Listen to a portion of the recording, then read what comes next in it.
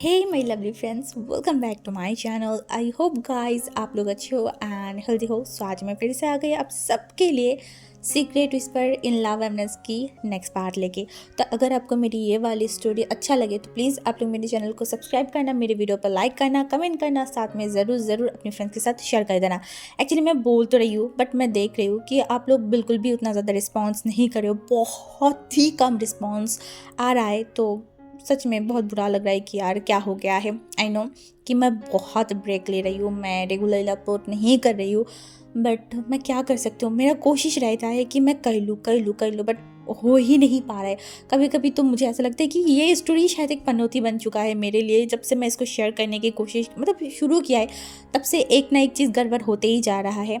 जो भी हो, अब आई होप आप लोग समझोगे। तो बस उतना ही मेरे लिए काफ़ी है कि आप लोग समझो। और अगर नहीं समझ रहे हो तो मैं क्या कर सकती हूँ यार, मेरे पास ऑप्शन नहीं है। अगर ऑप्शन होता तो मैं डेली अपलोड करती। फिर भी मैं आगे भी कोशिश करूँगी रेगुलर बनने की, रेगुलर अपलोड करने की। तो चलो ज़्यादा बात नहीं करूँगी, अब वीडियो स्टार्ट करते हैं।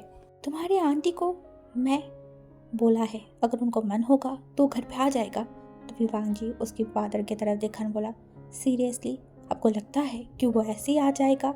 वो कभी भी ऐसे नहीं आएगा। तभी उसके फादर ने देखा बोला, तो तुम क्या चाहते हो? हाँ, मैं क्या करूँ, कैसे उनको घर पे लाऊँ? हाँ, मैं उस इंसान के साथ बात भी नहीं करना चाहती जिसके वजह से मेरी नाम, मेरा सम्मान, सब कुछ डिस्ट्रॉय हो गया था। लोग मेरे ऊपर हंसते थे। तभी वांजू उसके फादर की तरफ देखा बोला, आपके ऊपर कोई नहीं हंसता था, आप खुद आपके ऊपर हंस रहे थे। ये सोसाइटी होता कौन है ये सोसाइटी? क्यों हम दूसरे लोगों की बात सुने? क्यों दूसरे लोगों की बात सुन के हम हमारे बीच में प्रॉब्लम क्रिएट करें? अगर पहले ही आप मान जाते, पहले ही अगर आप उनको चूज कर लेते तो शायद आपका नाम, आपका सम्मान डिस्ट्रॉय नहीं होता। अगर ये सारी चीज़ें हुआ है ना तो कहीं ना कहीं यहाँ पे गलती आपका भी है। क्या होता अगर ईगो को साइड में रखे, उनकी फीलिंग्स के बारे में सोचते एंड उनको, वो जिसे प्यार करता है उनसे शादी करवा देते डैड। बट आपने ऐसा नहीं किया। आप भी घमंडी हो, आप भी सेल्फिश हो। तो अकेले उनके ऊपर सारे इल्ज़ाम लगाना बंद कीजिए। आपका बहन है, आप जो भी करना चाहे कर सकते हैं। मैं आपको कुछ नहीं बोलूँगी, ना मैं आपको ये बोलूँगी कि उनको इनवाइट कीजिए, उनको आने के लिए बोलिए।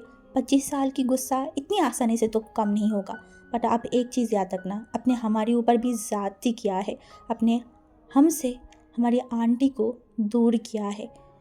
तभी मिस्टर लैन जो वांग जी की तरफ देखा, तभी उन्होंने बोला, तो मैं क्या करूं? हाँ, मैं उनको बुलाऊं?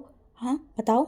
तभी वांग जी ने बोला, आपका घर है, आपका परिवार है, आपका बहन है, और इस घर की मालिक भी आप हो, इस घर के बड़े भी आप हो। आपको जो लगता है आप वो कीजिए। ये बोल के वांग जी चुप हो गया। मिस्टर लैन जो कि एक लंबा सा ब्रेथ लिया, उसके बाद वो हाँ ना कुछ भी नहीं बोला, वो वहाँ से चला गया था। नेक्स्ट डे सुबह जियांग फैमिया और जो वांग जी था वो लंच ब्रेकफास्ट टेबल पे नहीं था। बाकी सारे लोग ब्रेकफास्ट कर रहे थे।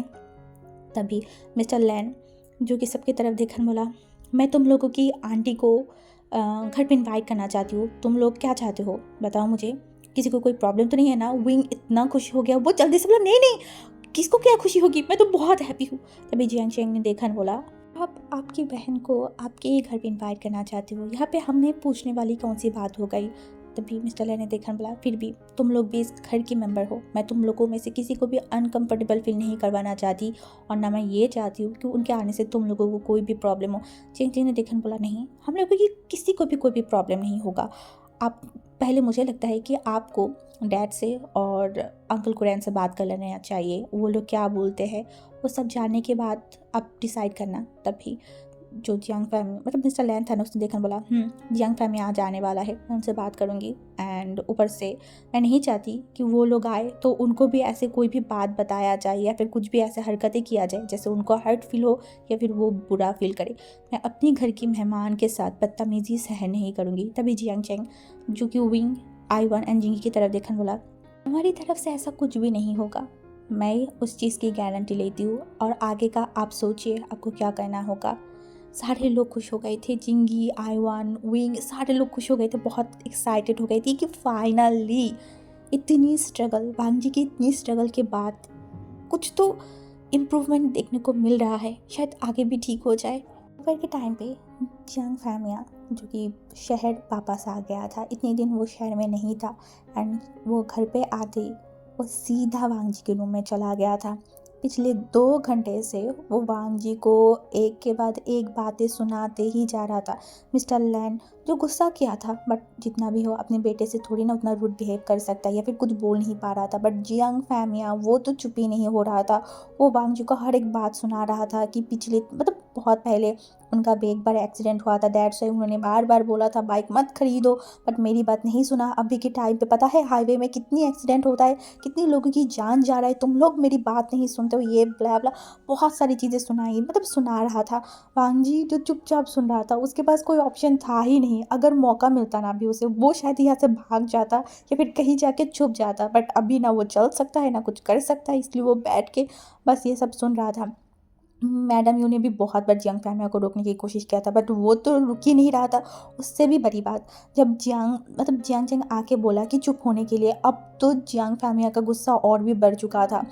वांग जी जो फिर भी चलो थोड़ा सा बिहेव तरीके से रहता है, बिहेवली बातें करता है, चलता है, बट जियांग चैंग वो तो अलग ही लेवल का है। वो तो मतलब एक आफत है जियांग फैमिया के लिए। वो कभी भी उसकी बात नहीं सुनता है, जो मन में आता है वही करता है एंड उससे भी बड़ी बात, हमेशा वांग जी की बात सुनेगा, कभी भी अपनी पेरेंट्स की बात नहीं। जो वांग जी बोलेगा वही करेगा। वांग जी जो हमेशा जियांग चैंग को सर पे उठा के घुमाता है, मतलब उसकी हर एक बात को वैल्यू देता है, यही चीज़ जियांग फैमिया को बिल्कुल भी नहीं पसंद है। वो चाहता है कि उनकी बेटी थोड़ा सा सीरियस हो जाए, कंपनी को संभाले, ये सब पॉलिटिक्स ये सब छोड़ दे, बट नहीं, जियांग चैंग ये सब बात सुनता ही नहीं है। जियांग चैंग के लिए हमेशा ही उनको बहुत टेंशन होता है, क्योंकि जियांग चैंग वांग जी की तरह नहीं है।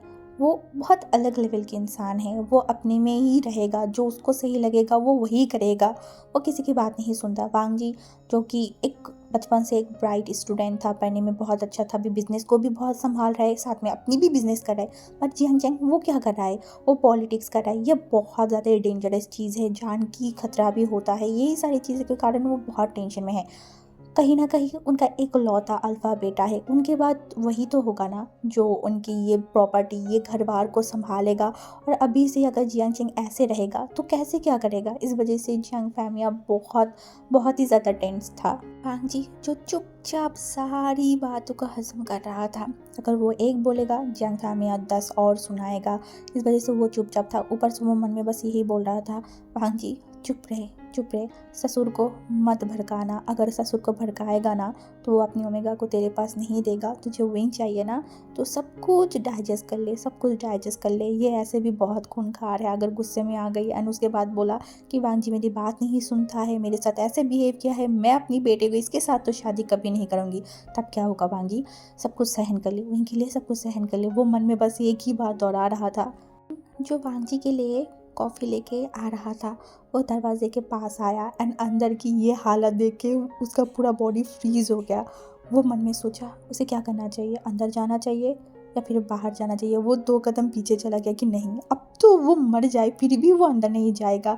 बट फिर भी उसे लगा कि नहीं यार, ऐसा नहीं करना चाहिए। वांग जी ब्रदर के साथ अभी जो हो रहा है कहीं ना कहीं विंग की वजह से ही हो रहा है ना, नहीं वो ऐसे ही थोड़ी ना वांग जी ब्रदर्स मतलब हाथ छोड़ के वो भाग सकता है, नहीं वो ऐसा नहीं करेगा।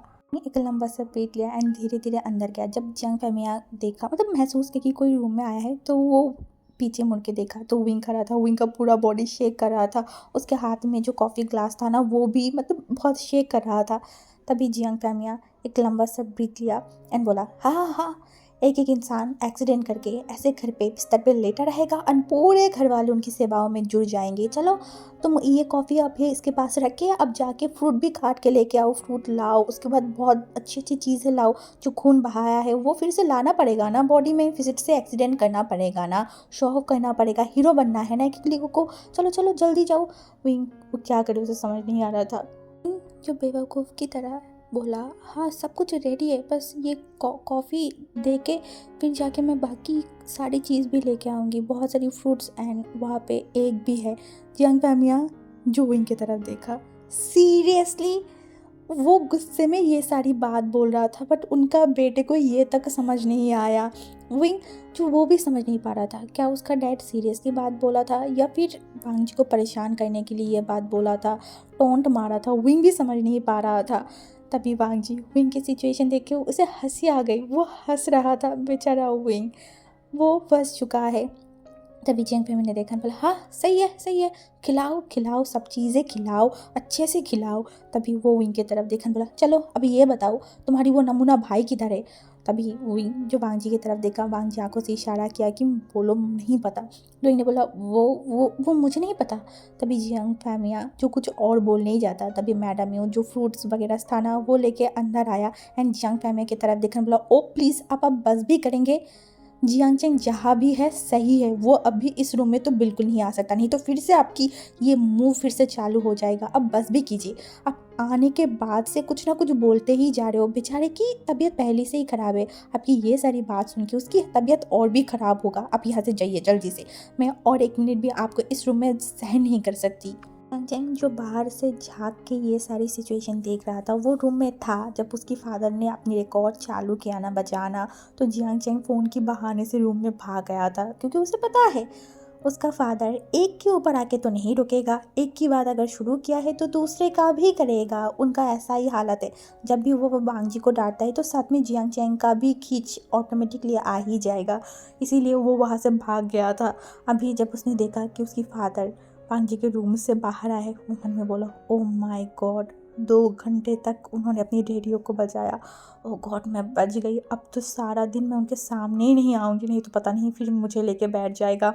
ये बोल के वो तुरंत अपने रूम में चला गया। एंड तभी मैडम यू जो विंग की तरफ देखा एंड बोला, विंग तुम एक काम करो, ये सारी फ्रूट तुम वांग जी को खिलाओ, मैं तुम्हारी फादर आया है ना तो मैं उनको देख के आती हूँ, उनको कुछ चाहिए होगा या नहीं। तो विंग ने अपने सर को नोटिस किया, मतलब सर को हिलाया, तो मैडम वहाँ से चला गया था। वांग जी जो एक बार विंग की तरफ एंड उसके हाथों में वो सारी फ्रूट्स जो रखा हुआ है उनकी तरफ देखा।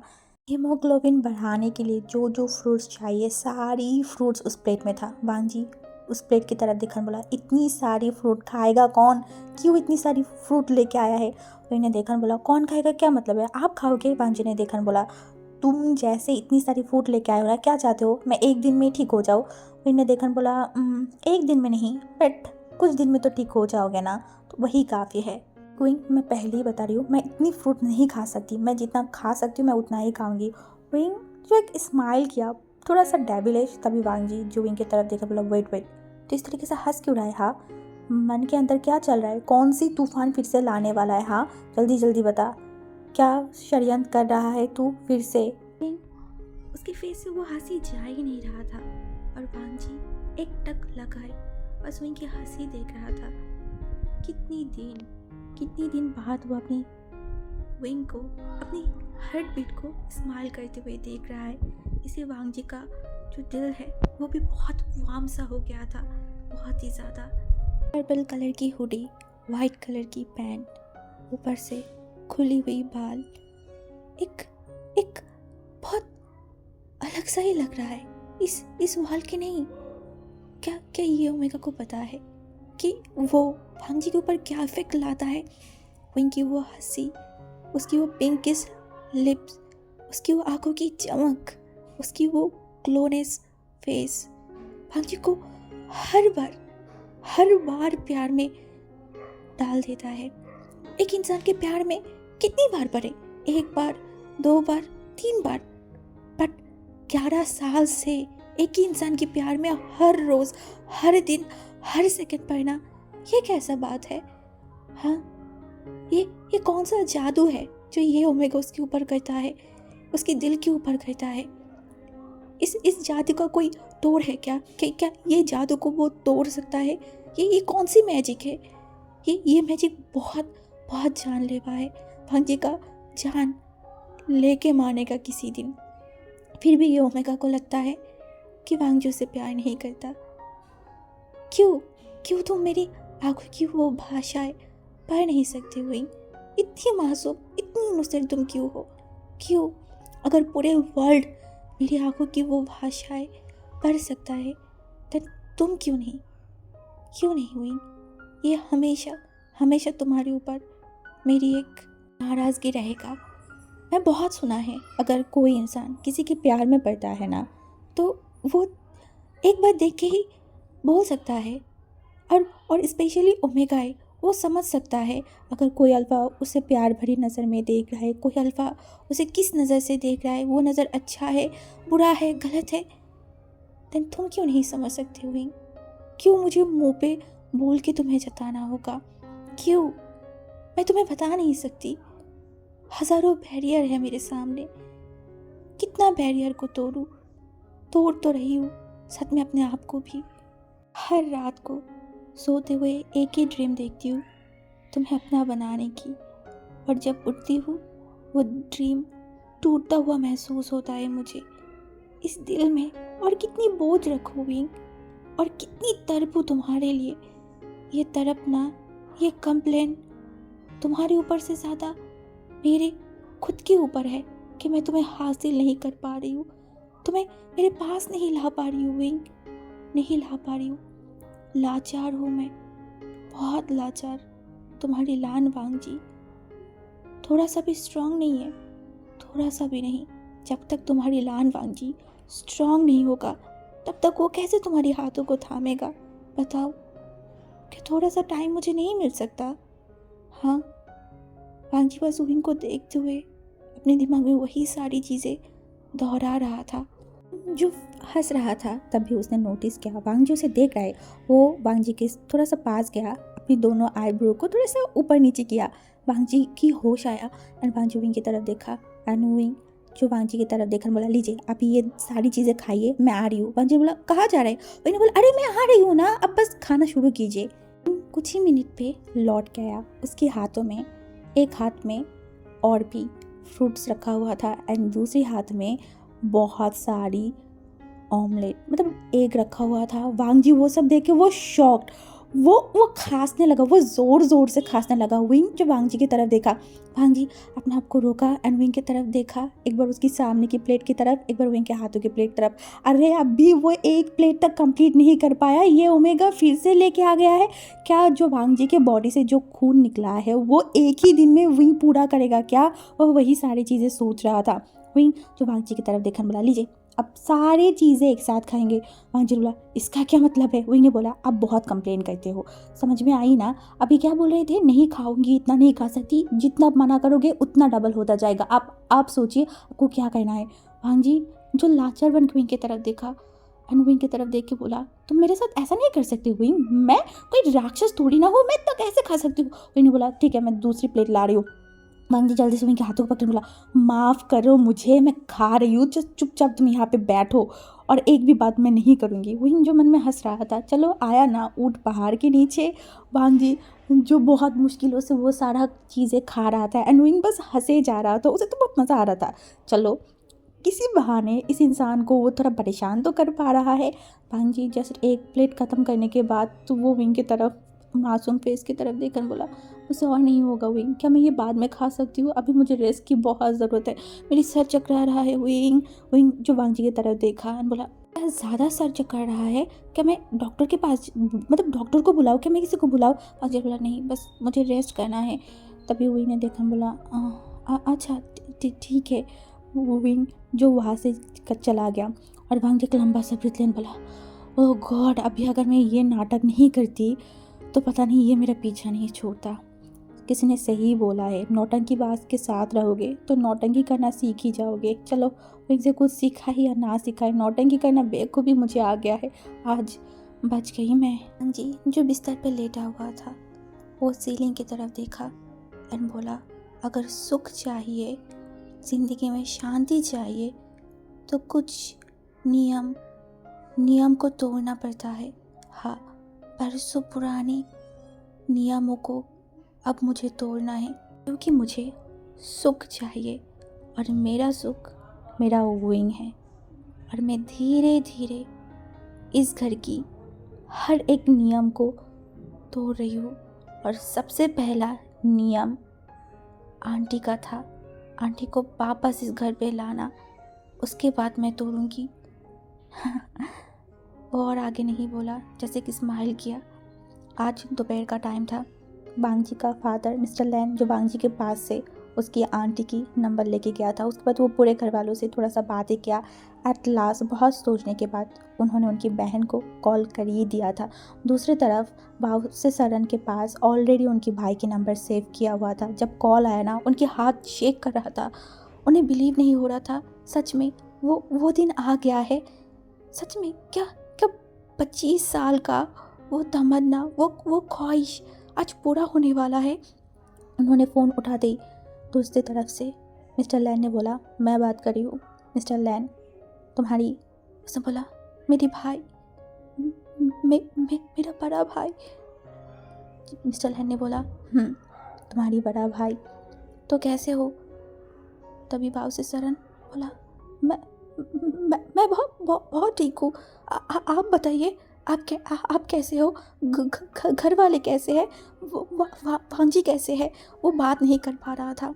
मिस्टर लैन जो बोला, मैं भी ठीक हूँ, घर वाले भी ठीक है, और भांजी का हालत पहले से बेहतर है, बट अभी भी वो बेड रेस्ट पे है। उसे बोला, ओ अच्छा, सब ठीक है। मिस्टर लैन जो क्या बोले उन्हें समझ नहीं आ रहा था। एक लंबा सा ब्रीथ लेकर बोला, सब कुछ ठीक है, मुझे कुछ बोलना था तुम्हें, दैट्स वाई मैंने तुम्हें कॉल किया है। देखो, तुम्हारे साथ या फिर तुमने जो किया है वो मैं भूल नहीं सकती। बट ये बात सच है कि मैंने तुम्हें माफ़ कर दिया है। भाई बहन के रिश्ते में जो भी चीज़ें हुआ है, बहुत साल तक दूरी थी, बहुत साल तक दूर थे, बहुत सारी चीज़ें हुआ है, फिर भी मेरी बच्चे, मेरी फैमिली, सब लोग चाहते हैं कि मैं तुम्हें माफ़ कर दूँ, तुम्हें घर बुलाऊँ, तो डेफिनेटली मैं वो करूँगी। तुम्हारे साथ मेरी कोई भी गिला शिकवा कुछ नहीं है। तुम तुम्हारी लाइफ में हैप्पी हो, मैं मेरी लाइफ में हैप्पी हूँ। मेरी एक रिस्पॉन्सिबिलिटी है जो मेरी मम्मी पापा से किया था, तुम्हारी देखभाल करना।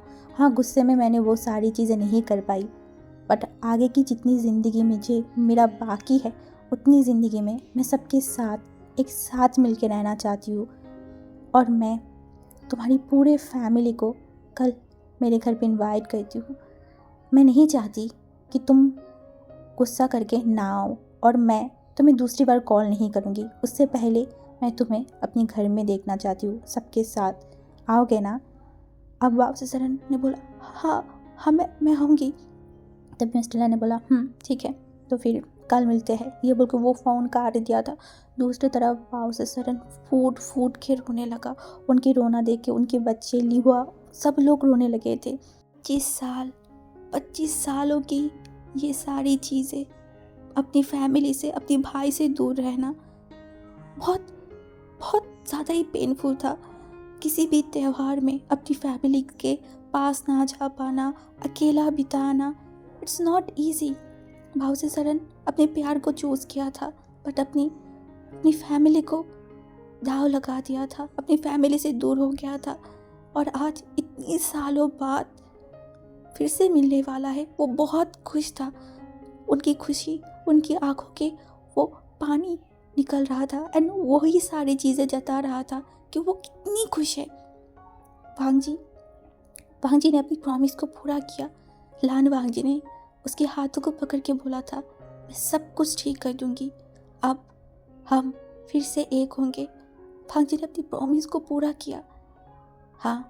भांजी ने अपनी प्रॉमिस को पूरा किया, साथ में एक नियम को भी तोड़ दिया। या फिर उसकी फादर की वो घमंड, वो सोसाइटी क्या बोलेगा, उस एक घमंड को भी तोड़ दिया था। सुबह से घर में अलग सा ही चहल पहल चल रहा था। हर कोई काम में बिजी था। हेल्पिंग हैंड जो अपनी काम कर रहा था, घर के बाकियों में गाय जो कि बड़े थे वो किचन में काम कर रहे थे। विंग, आयवन, जिंगी भी कुछ ना कुछ करे जा रहा था, बट विंग बीच बीच पे जाके डेफिनेटली वांगजी को चेक करके आ रहा था। वांगजी की हाथ की जो चोट है ना, वो थोड़ा सा हील होना शुरू कर दिया था, थोड़ा सा ठीक हो गया था, बट पैर का जो दर्द है वो बिल्कुल भी अभी तक हील नहीं हुआ था। जी जो विंग को बुलाया, उसके बाद विंग को समझाने लगा कि कोई भी ऐसा वैसा हरकतें ना करे। वो बार बार विंग को वही समझा रहा था कि विंग कुछ भी ऐसा वैसा ना करना, क्योंकि उसे उसकी फादर, उसके अंकल के ऊपर बिल्कुल भी भरोसा नहीं है। वो लोग कभी भी कुछ भी कर सकता है, और विंग के हरकतें या फिर कुछ भी चीज़ों के कारण कुछ भी हो सकता है। और अभी वांगजी विंग के आसपास नहीं रहेगा। तो वो विंग को प्रोटेक्ट नहीं कर सकता। जियांग चेंग पता नहीं कहाँ पे कौन सा काम कर रहा होगा, इसीलिए वो बार बार विंग को समझा रहा था कि विंग बिहेव से रहना, बिहेव करना, समझ में आई, कुछ भी उटपटांग सा मत करना। विंग जो बोल रहा था, अरे इतनी बोलने की क्या ज़रूरत है, मैं थोड़ी ना कुछ करने वाली हूँ। वांग जी मन में बोला, हाँ वो तो मुझे ही पता है तू कौन सी कांड करेगा, कब करेगा। तो वांग जी को पहले से ही डर है कि उसके आंटी के साथ उनका अंकल भी आएगा एंड वो देख के उसकी फादर ब्लास्ट ना हो जाए, कोई रिएक्ट ना कर दे या फिर दिमाग ख़राब ना हो जाए। एंड ऊपर से अगर विंग उठ पतंग सा हरकतें करेगा तो पता नहीं कौन सा ब्लास्ट हो जाए, क्या बोल दे, वही सारी चीज़ों को लेके वांग जी टेंस था। वांग जी का सबसे पहला और सबसे बड़ा टेंशन था कोई भी चीज़ हो, बट उन सारी चीज़ों में विंग किसी भी हालत में इन्वॉल्व नहीं हो सकता। और आज वो बहुत लाचार है, अपनी विंग को प्रोटेक्ट भी शायद नहीं कर पाएगा। ऊपर से यही एक मौका है, अभी मिस्टर लैन की दिल थोड़ा सा पिघलना शुरू किया था बिकॉज वांग जी का ये हालत, वो वांग जी की ये हालत के कारण थोड़ा सा चुप था, शांत था। वांग जी ने बोला इसलिए वो मान गया। बट आज अगर ये मौका वांग जी नहीं गवा दिया ना, तो पता नहीं दूसरा मौका उसे कब मिलेगा। इस वजह से वो विंग को बार बार चौकन्ना कर रहा था। वांग जी की इतनी समझाने के कारण कहीं ना कहीं विंग भी समझ गया था एंड उसने वांग जी को बोला था कि वो ऐसा कुछ भी हरकतें नहीं करेगा। अभी 12 बज गए थे एंड वो उसके आंटी के घर के सारे लोग आ गए थे। उसका आंटी, अंकल, लीहुआ, उसका हस्बैंड वालिंग एंड उसके बाकी 2 भाई बहन सारे लोग आ गए थे। वालिंग जो कल ही बाहर फॉरेन कंट्री से लौटा था, वो वांग जी को सरप्राइज़ देना चाहता था, इसीलिए वांग जी को बताया नहीं था। दूसरी तरफ विंग जो आईवन को बुला रहा था, क्योंकि विंग का प्लान था जब वो आएगा ना उनको स्वागत करेगा फूलों से। बट आईवन जो ऊपर चला गया था तैयार होने, विंग की इतनी बुलाने के बाद भी जब आईवन नहीं आया ना, विंग फ्रस्ट्रेटेड होके वो चुपी हो गया। चलो वो जो करे करे, उसका एक प्लान तो वो चौपट कर दिया है ना। तो विंग और क्या ही बोलता, सारे लोग सीधा वांग जी के रूम में चले गए थे। और तभी आईवन जो कि नीचे आ रहा था, नीचे नहीं वो ऊपर से विंग की तरफ देखकर बोला, क्या वो लोग आ गए हैं? विंग जो देखकर बोला, हाँ आ गया है। ये बोल के वो वहाँ से जाने वहाँ से क्लास लेके वांग जी के रूम की तरफ जा रहा था। आईवन को समझ नहीं आया क्या हुआ, इतना नाराज़ क्यों हो गया है। वो जो फूल ऊपर रख के आया था ना, वो सारी फ्लावर्स को लेके वो नीचे आ रहा था, उसका ध्यान था ही नहीं। तभी वो सीढ़ियों से नीचे जब आ रहा था ना, तभी उसे किसी के साथ बहुत ज़ोर से धक्का लगा एंड उसकी वजह से आईवन एकदम नीचे गिर गया सीढ़ियों से। 2-3 सीढ़ियाँ ही वो अभी बाकी था एंड वहाँ से नीचे गिरने के कारण वो बहुत ज़ोर से चिल्लाया कि ओ माय गॉड मैं गई। फिर आईवन के सामने एक लड़का आके खड़ा हुआ जो कि एक अल्फा था। वो आईवन की तरफ देखकर बोला, क्या तुम ठीक हो? तभी आईवन गुस्से में तिल मिला के उस लड़का की तरफ देखा एंड बोला, हो कौन तुम जो मेरे घर पे आए एंड उसके बाद मुझे ही गिरा दिया और अभी पूछ रहे हो कि मैं ठीक हूँ या नहीं, बदतमीज कहीं का। ये बोल के वो फिर से खड़ा होने लगा और उसे फिर से चोट लगा। उसने बोला, oh my God I think मेरा कमर गया। अभी वो लड़का जो आईवन की तरफ देखकर बोला, ओ हेलो, पहले तो तुम खुद देख के नहीं चल सकते हो, आके मेरे साथ धक्का लगा, उसके बाद सारी दोस्त तुम मुझे दे रहे हो, हाँ देख के नहीं चल सकते थे क्या? अब आईवन को और भी गुस्सा आया। आईवन घूर के देखा और बोला, ओ हेलो, पहले तो अपनी मुंह को, अपनी जबान को संभाल के बात करो, ये मेरी घर है और अगर एक भी शब्द उल्टा सीधा बोला ना तो अब भी मैं अपनी ब्रदर को यहाँ पे लेके आऊँगी, उसके बाद तुम्हारी खैर नहीं। वो लोग बात कर रहे थे ना, तभी विंग वहाँ पे आईवन की तरफ देखने बोला, आईवन तुम यहाँ पे फ्लोर में बैठा क्यों हो, खड़े हो, क्या करे हो? तभी आईवन जो अब फूटी पड़ा, उसे अभी बहुत गुस्सा आ रहा था। वो विंग की तरफ देखने बोला, गग्गा देखो ना, ये लड़का पता नहीं कौन है, कहाँ से आया है और ये इंसान ने मुझे सीढ़ियों से गिरा दिया, पता है मुझे कितना ज़्यादा दर्द हो रहा है। तभी विंग उस लड़के की तरफ देखा एंड वो लड़का विंग की तरफ देखा, बोला, नहीं अब आई स्वेयर मैंने जानबूझ के ऐसा नहीं किया है। वो वांग जी प्रधान ने मुझे बोला कि उनके ऊपर वाले रूम है, वहाँ से उनको कुछ चाहिए था तो वही लाने में जा रही थी और पता नहीं ये ओमेगा इतना दौड़ के क्यों हड़बड़ के आया। वो तो अच्छा हुआ कि मैं थोड़ा साइड हट गई, नहीं तो वो और भी ज़ोर से गिरता, उसे और भी चोट मिलता। देखो ना, फिर भी सारे इल्ज़ाम मेरे ऊपर लगा रहा है। तभी विंग जो कि उस इंसान की तरफ दिखा यानी कि स्माइल किया, बोला, इट्स ओके स्माइलिंग, तुम एक काम करो, तुम जो काम के लिए गए थे तुम वहाँ पे जाओ, मैं आईवन को संभाल लूँगी। तब आईवन ने बोला, क्यों जाएगा? हाँ और वो ऊपर क्यों जाएगा? हाँ तुम एक काम करो, तुम जियांग चेंग ब्रदर को बुलाओ, मैं अभी इसके बारे में कंप्लेंट करूँगी। उसके बाद जियांग गगा के इसको एकदम अच्छे से कुटाई करेगा, कितनी हिम्मत हो गई है, मुझे गिरा दिया। तभी विंग ने आईवन की तरफ देखा, बोला, चुप हो जाओ, मैं बाद में तुम्हें बताती हूँ ये कौन है, अभी तुम शांत हो जाओ। फिर श्वाइली ने फिर से विंग की तरफ देखा। पपी आइसन बोला, ट्रस्ट मी, मैंने ऐसे जानबूझ के नहीं किया है। तभी विंग ने बोला, इट्स ओके, तुम एक काम करो, तुम वांगजी ब्रदर के रूम में चले जाओ। और रही बात, मुझे पता है कि तुमने जानबूझ के तो नहीं किया है, बट तुमने एक पागल इंसान को भड़का दिया है। अब ये पागल आगे तुम्हारे साथ क्या करेगा उसका गारंटी मैं नहीं ले सकती। तो आयरिन चुपचाप से भांजी के रूम में चला गया था। आयवन गुस्से में देखकर बोला, अरे ये क्या बात हुआ? हाँ, तुम मेरे भाई हो के मुझे जो इंसान ने इतना तकलीफ दिया है, तुमने वो इंसान को जाने दिया, तुम मेरे भाई हो ही नहीं सकते। तभी हमारी विंग जो उसकी तरफ घूर के देखकर बोला, पहले तो तुम चुप हो जाओ, तुमसे एक काम भी ढंग से नहीं होता है। मैंने कितनी बार तुम्हें बुलाया, कहाँ थे? हाँ, कहाँ मर गए थे? मैंने सोचा था कि अच्छे से उनके स्वागत करूंगी फूलों से, वो तो हुआ ही नहीं। और अब काम का तो तुमने कुछ किया नहीं, ऊपर से अपनी कमर को तोड़ के बैठ गए हो। देखो साथ में अपनी कपड़े का भी हालत क्या किया है। चलो अब अच्छे से खड़ा हो, मैं देखती हूँ कहाँ पे चोट लगा है। तो उसके बाद विंग ने देखा एंड उसके पैरों में थोड़ा सा मोच लगा था, वहाँ पे भी विंग ने थोड़ा सा देखा अच्छे से एंड थोड़ा हिलाया। तो आयवन अभी उसे थोड़ा सा दर्द कम फील हो रहा था। उसने बोला, पैर थोड़ा सा मोच आ गया था, अभी ठीक हो जाएगा कुछ टाइम में, ठीक है। तो उसके बाद बोला, तो ऊपर जाना है या फिर वांगजी ब्रदर के रूम में? आयवन ने बोला, सारे लोग वहाँ पे है, मैं ऊपर जाके क्या करूँगी, चलो मुझे वहाँ पे ही लेके चलो। तो इन्हें बोला ठीक है। उसके बाद हमारी विंग आयवन को पकड़ के रूम के अंदर गया ना, तभी जो वापस सरन था वो विंग एंड लीवर की तरफ देखा, मतलब आयवन की तरफ देखा एंड आयवन की तरफ देख के वो शॉक। उसने बोला, अरे तुम्हें क्या हुआ है, ठीक हो ना, चोट कैसे लगा?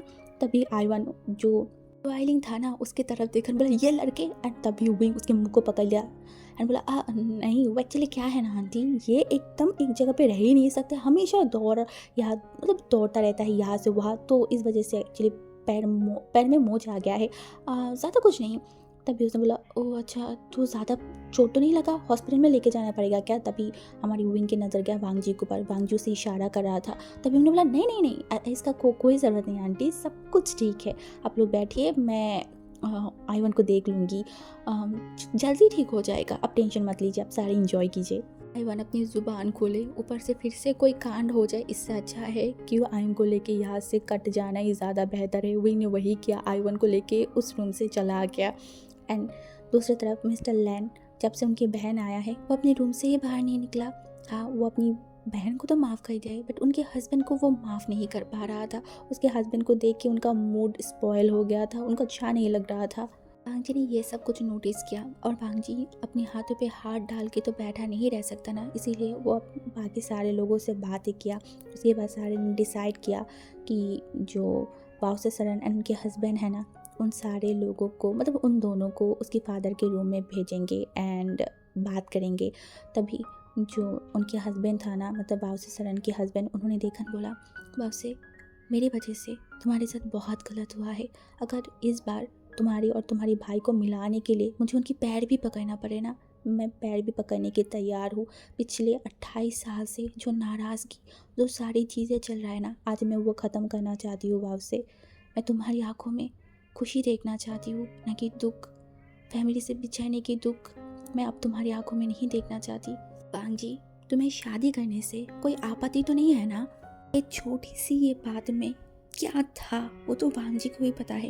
वांगजी का सांसें भारी हो गया था, उसके दिल में ऐसा लग रहा था किसी ने छुरी से बहुत ज़ोर से उसके दिल में चलाया है, उसके दिल में कोप दिया है। वांगजी जो कुछ नहीं बोल पा रहा था, इतनी दिनों बाद सब कुछ नॉर्मल होना शुरू किया था। अभी सारे लोग यहाँ पे बैठा हुआ है, उसकी अंकल, उसकी फादर, अंकल कुरैन, घर वाले, ऊपर से उसके आंटी की फैमिली, सारे लोग यहाँ पे बैठा हुआ है। और इस टाइम पे ऐसे सवाल उठेगा, वांगजी ने सपने में भी नहीं सोचा था। वांगजी ने बहुत मेहनत करके आज का दिन यहाँ पे लाया है सबको एक साथ। वांगजी कोई भी मसला क्रिएट नहीं करना चाहता था और वो इसका क्या सवाल का क्या जवाब दे, उसे कुछ समझ नहीं आ रहा था। उसे क्या बोलना चाहिए, उसे ये तक समझ नहीं आ रहा था कि इस छोटी सी क्वेश्चन की वो क्या आंसर दे एंड उसके परिणाम अभी क्या होगा।